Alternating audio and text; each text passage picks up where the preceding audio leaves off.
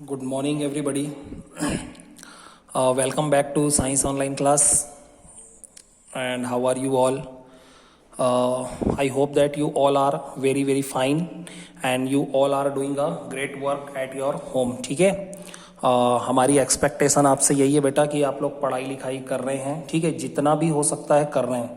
कुछ करना ज़रूरी है. It is not like that. ठीक है, somewhere you can skip the videos also. ठीक है, ज़रूरी नहीं सारे वीडियोस आप पूरे के पूरे देखिए. हाँ, कहीं पे आप थोड़े से केयरलेस हो, कहीं पे नहीं लिख रहे हो, nobody is there to observe you. ठीक है, बट जितना भी हो सकता है and what the time you have according to that you have to study. जितना भी आपको समय मिलता है, जितना भी आप मैक्सिमम पढ़ाई को टाइम दे सकते हैं, आप प्लीज़ प्लीज़ प्लीज़ दीजिए. आई एम नॉट सेइंग मेरे सब्जेक्ट को दीजिए, जो भी सब्जेक्ट्स है सभी सब्जेक्ट्स को दीजिए, इक्वल टाइम दीजिए. ठीक है, और नोटबुक कंप्लीट करना है और खासकर वीडियो देखना है.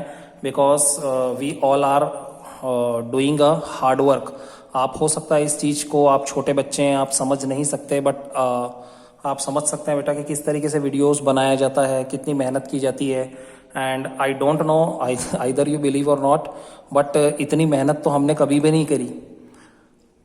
मैं आपको एकदम रियल बात बता रहा हूँ कि इतनी मेहनत मैंने अपने चाइल्डहुड में भी नहीं करी. ठीक है, मैंने अपने बचपन में, या जब मैं 7th क्लास में रहा हूँगा या मैं किसी भी क्लास में रहा हूँगा, मैंने खुद के लिए इतनी मेहनत कभी नहीं करी है. जितनी मेहनत, जितना हार्ड वर्क है ना, we are doing here only to teach you. है ना, केवल आपको पढ़ाने के लिए कि कर रहे हैं.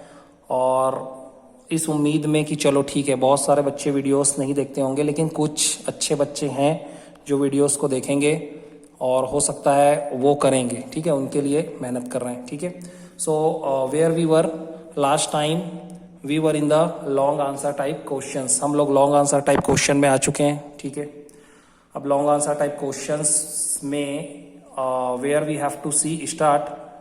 लॉन्ग आंसर टाइप क्वेश्चन में देखो क्वेश्चन नंबर फर्स्ट. ठीक है, क्वेश्चन नंबर फर्स्ट देखते हैं. Right a note on clinical thermometer. Question क्या बोला गया है? Right a note on clinical thermometer. Clinical thermometer के ऊपर एक नोट लिखना है. If you have seen my videos. ठीक है, वीडियो अगर आपने देखा होगा तो इसका मैंने डायग्राम भी ड्रॉ किया था. And I have told you each and everything. मैंने बहुत बारीक बारीक सी चीज़ों को भी इसमें बताया था. सो वेरी इजी है ना. थोड़ा सा क्वेश्चन लेंदी है because it is related to the long answer type question, but easy है बेटा, है ना, अगर आपने देखा होगा. ठीक है, चलो पढ़ते हैं. सबसे पहले तो ये बताते हैं कि क्लिनिकल थर्मामीटर होता क्या है. तो क्या बताएंगे? A thermometer which measures our body temperature is called clinical thermometer. A thermometer which measures our body temperature is called clinical thermometer. एक थर्मामीटर जो कि हमारे बॉडी का टेम्परेचर मेजर करता है is called the clinical thermometer. वो clinical thermometer कहलाता है. आगे क्या बताना पड़ेगा? Range. It is marked from 35 degree centigrade to 43 degree centigrade. ठीक है, it is marked from 35 degree centigrade, फिर डैश लगा के 43 degree centigrade.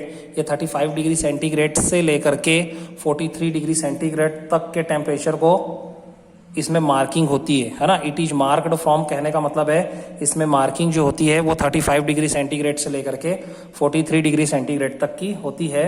As the temperature of the human body varies in between this range. As the temperature of the human body varies in between this range. क्योंकि human body का जो temperature होता है वो यहीं से लेकर के 35 से लेकर के 43 डिग्री सेंटीग्रेड तक ही वेरी करता है. ना तो इससे नीचे जाता है और ना ही इससे आगे जाता है. ये हमने एक क्वेश्चन में भी पढ़ा है. ठीक है, अब आगे इसके कंस्ट्रक्शन के बारे में बात करते हैं. एंड अच्छा होता अगर आप इसमें डायग्राम भी बना लो. ठीक है, क्वेश्चन में बोला नहीं गया है कि आपको ड्रॉ करना है डायग्राम, बट बेटर होगा अगर आप डायग्राम ड्रॉ करते हैं तो. ठीक है, अब आगे कंस्ट्रक्शन देखते हैं क्या लिखा है. It consist of a, consist करना मतलब इंक्लूड करना, रखना, लेकर के चलना. It consist of a large bulb made of thin glass. It consist of a large bulb. इसके अंदर एक लार्ज बल्ब होता है made of a thin glass, जो एक थीन ग्लास से बना होता है, which is attached to the fine capillary tube, और यही जो बल्ब होता है वो फाइन मतलब बहुत ही पतले कैपिलरी ट्यूब से जुड़ा होता है। किससे जुड़ा होता है बेटा? कैपिलरी ट्यूब से। Again I am saying the same thing, it consists of a large bulb, ये लार्ज बल्ब कंसिस्ट करता है, made of a thin glass, जो एक थीन ग्लास से बना होता है, and which is attached to the fine capillary tube, और ये एक फाइन कैपिलरी ट्यूब से जुड़ा होता है। कौन? बल्ब। आगे पढ़ते हैं।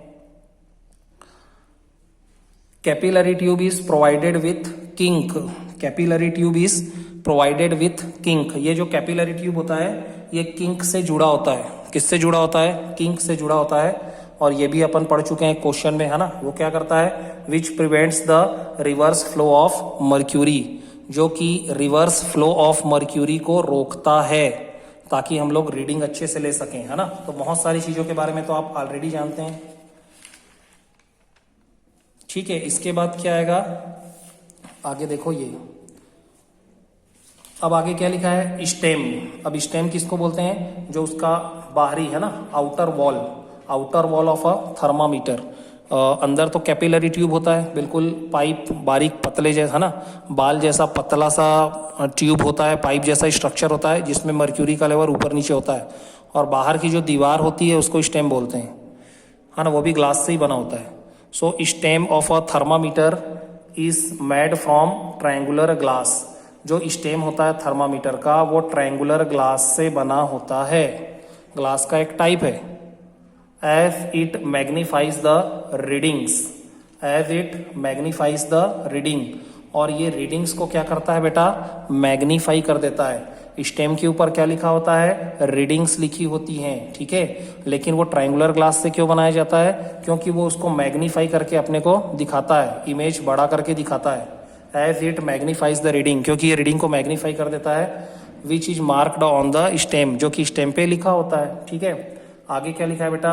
37 degree centigrade is marked with red line, 37 degree centigrade is marked with red line, जो 37 डिग्री सेंटीग्रेड होता है वो रेड लाइन से मार्क होता है, as it is the normal temperature of a human body, क्योंकि ये ह्यूमन बॉडी का नॉर्मल टेम्परेचर होता है। तो सारी की सारी चीज़ों का मैंने ट्रांसलेट कर दिया, बिल्कुल, है ना। आई थिंक ज़्यादा दिक्कत नहीं होगी। It will be better for you if you draw the diagram here. अगर आप डायग्राम भी ड्रॉ करते हैं बेटा तो बहुत अच्छी बात है, आपको कंप्लीट फुल मार्क्स मिलेंगे। क्वेश्चन नंबर 2 पे आते हैं। Describe sea bridge and land bridge. Sea bridge और लैंड ब्रिज को अच्छे से डिस्क्राइब करना है। डिस्क्राइब करना मतलब वर्णन करना, है ना, उसके बारे में बताना। पहला देखो, sea breeze. Describe sea bridge and land bridge. Sea bridge और लैंड ब्रिज को डिस्क्राइब करना है, तो फर्स्ट देखते हैं सी ब्रिज, है ना। सी ब्रिज के बारे में, ड्यूरिंग द डे, दिन के टाइम पे, है ना, ड्यूरिंग द डे, दिन के टाइम पे, ये मैं आपको बार बार बता चुका हूं, है ना, ज्यादा दिक्कत नहीं आएगी आपको। During the day land heats up quickly. During the day, दिन के समय क्या होता है बेटा?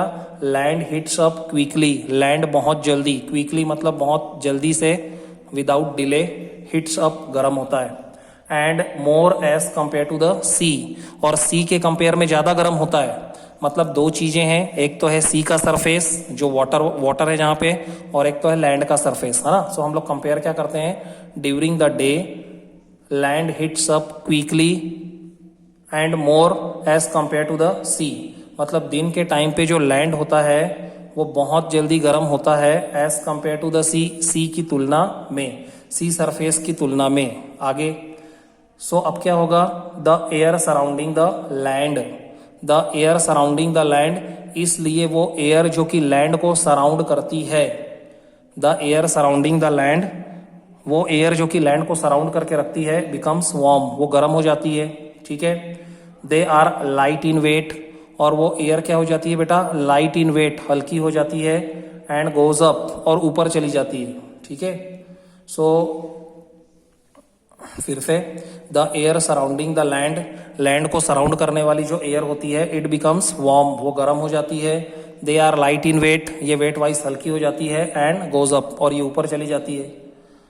इन रिटर्न, और बदले में, इसके बदले क्या होता है, in return the air surrounding the sea, in return the air surrounding the sea, और इसलिए the air surrounding the sea, वो एयर जो कि सी को सराउंड कर रही थी, है ना, इट बिकम्स कूल, वो ठंडी रहती है।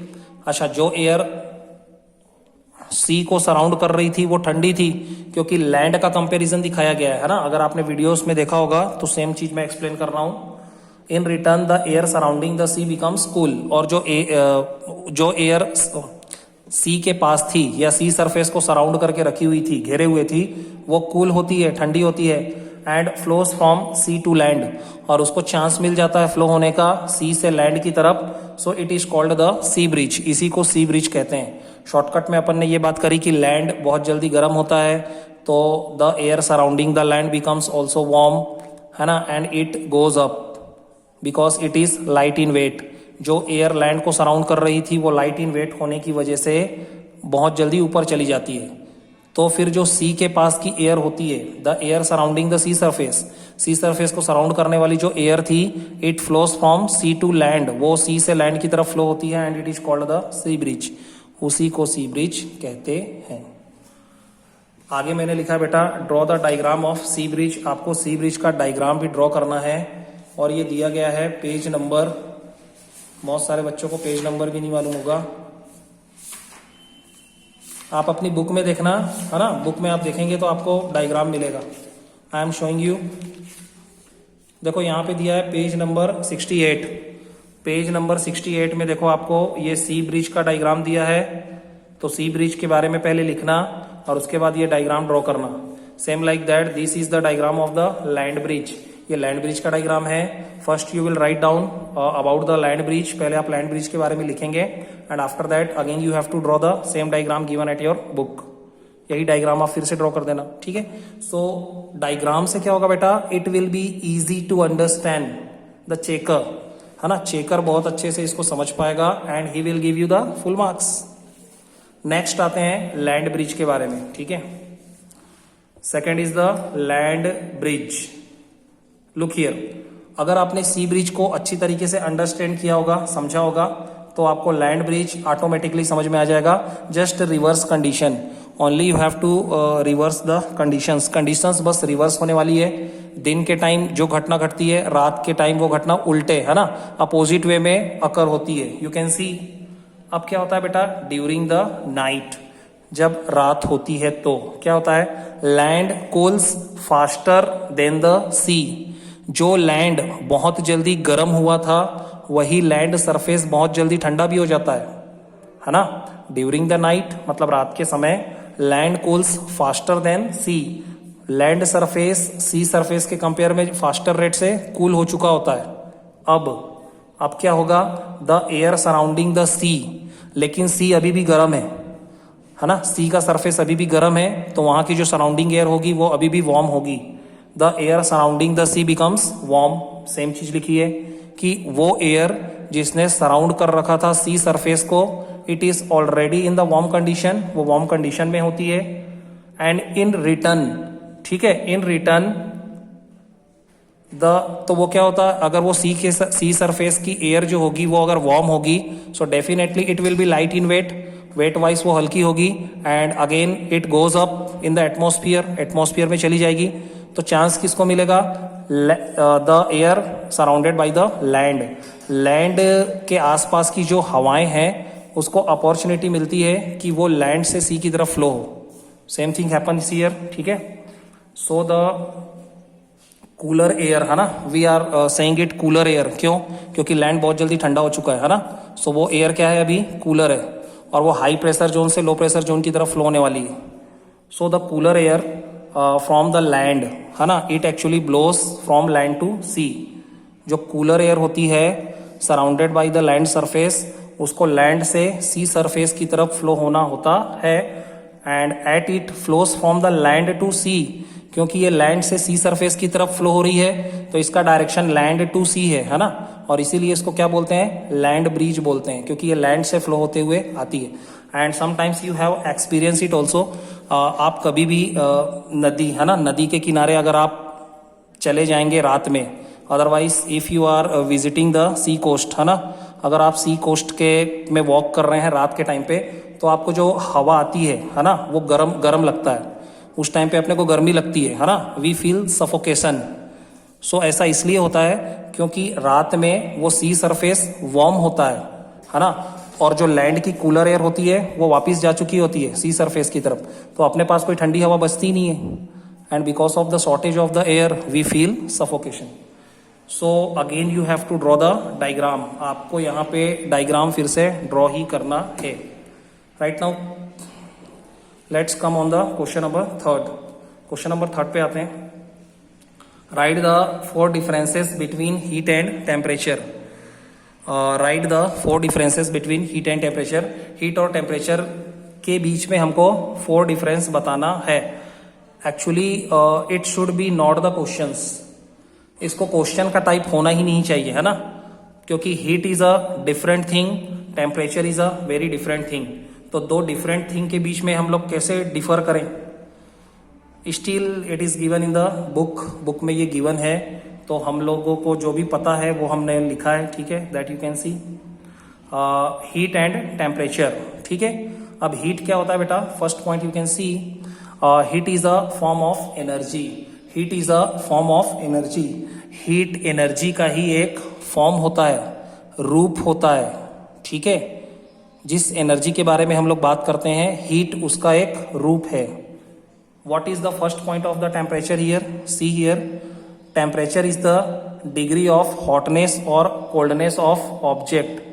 Temperature is the degree of hotness or coldness of an object, है ना। क्या बोला जा रहा है कि टेम्परेचर डिग्री ऑफ हॉटनेस, कोई भी चीज कितना ज्यादा गर्म है, या डिग्री ऑफ कोल्डनेस, कोई चीज कितनी ज्यादा ठंडी है, इसको डिफाइन करता है।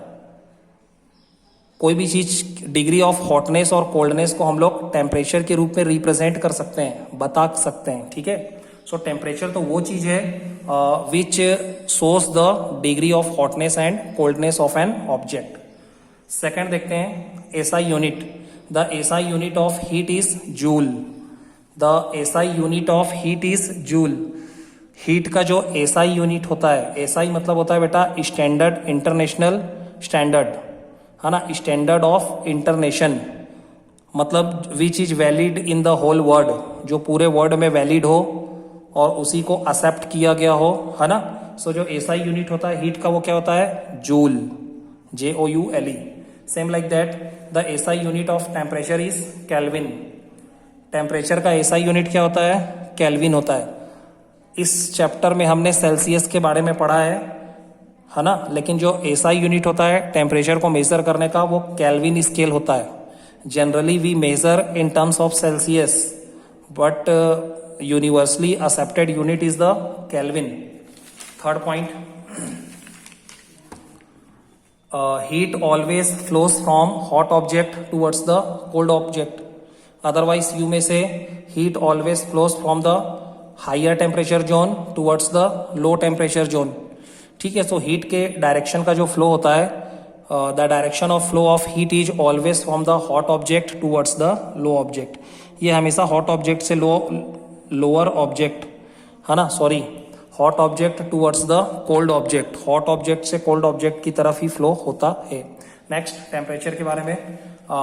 टेम्परेचर एक्चुअल में क्या करता है? टेम्परेचर ही बताता है। Temperature difference is the reason of heat transfer. हमने इस चैप्टर में क्या पढ़ा कि जो टेम्परेचर डिफरेंस होता है, actually it is the cause of heat transfer. Heat का ट्रांसफर होना टेम्परेचर डिफरेंस पे डिपेंड करता है। अगर 2 ऑब्जेक्ट के टेम्परेचर बिल्कुल इक्वल होंगे, बराबर होंगे एक दूसरे के, so the wait, so where we were, हाँ, temperature difference is the reason of heat transfer. Heat transfer का जो एक्चुअल रीजन होता है, कारण होता है, कॉज होता है, वो क्या होता है? टेम्परेचर के बीच में डिफरेंस होना, ठीक है। फोर्थ पॉइंट देखते हैं हीट का। There are the 3 modes of transfer of heat. There are the 3 modes of transfer of heat. Heat transfer के 3 मोड होते हैं। क्या क्या होते हैं वो? फर्स्ट होता है कंडक्शन, एक तो कंडक्शन से ये हीट ट्रांसफर हो सकता है। Second is the convection, second method क्या हो सकता है, convection, and third is the radiation. So there are the 3 modes of transfer of heat. First होता है कंडक्शन, सेकेंड हो सकता है कन्वेक्शन, और थर्ड हो सकता है radiation. Same like that temperature can be measured by a device called thermometer, है ना. टेम्परेचर को किससे मेजर किया जाता है, by a device which is called the thermometer. एक डिवाइस से, एक उपकरण से, which is called thermometer.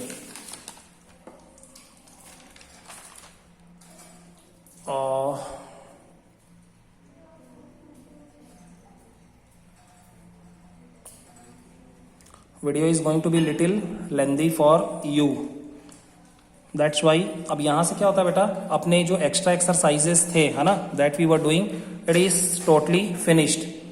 Next time we will talk about the NCERT kind of question answers, and only few questions answers are there. I think it is 1 2 3, only 4 questions are there. 4 question बचे हैं which is related to the NCERT textbook exercise. So that we will do, that we will see in the next lecture. Till then, all the best. Thank you so much.